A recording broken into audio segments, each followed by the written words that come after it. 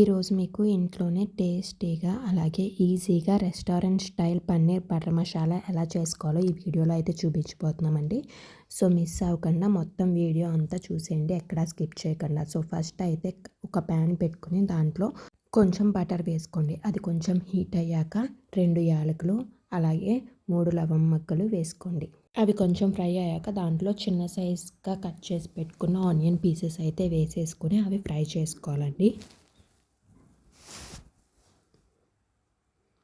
So onion pieces కొంచెం cook అయ్యేంత వరకు అయితే మనం ఫ్రై చేసుకోవాలి.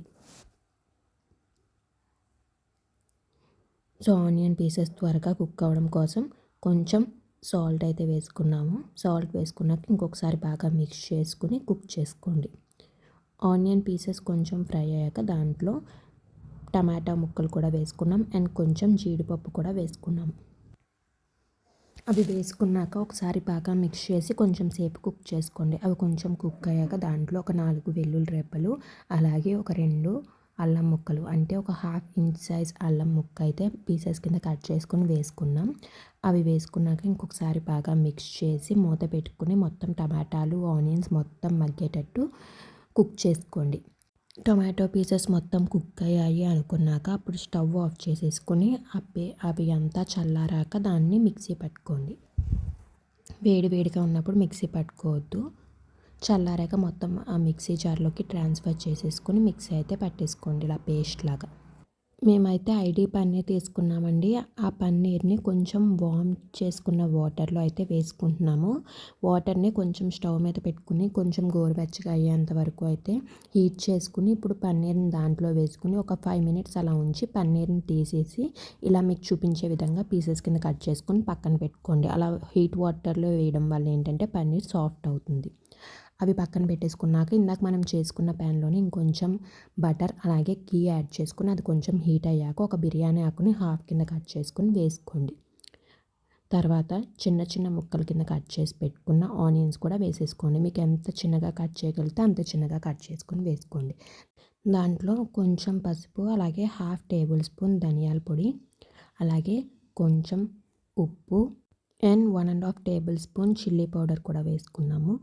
అవన్నీ వేసుకున్నాక ఒకసారి బాగా మిక్స్ చేసుకుని ఆనియన్స్ మొత్తం ఫ్రై అయ్యేంత వరకు అయితే ఫ్రై చేసుకోండి.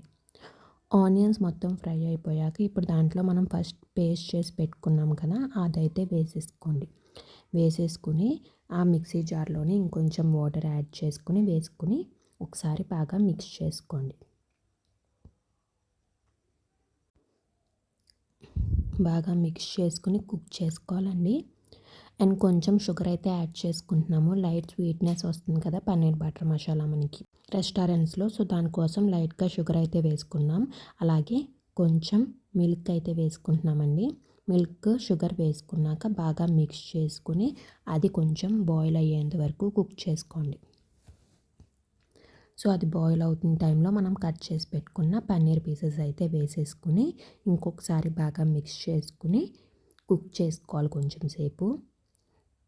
ఆ పన్నీర్ మనకి కుక్ అయ్యి ఆ మసాలా అంతా పన్నీర్కి పట్టేంత వరకు కుక్ చేసుకోవాలి. మధ్యలో మిక్స్ చేసుకుంటూ కుక్ చేసుకోండి, సో దట్ కింద అంటుకోకుండా ఉంటుంది.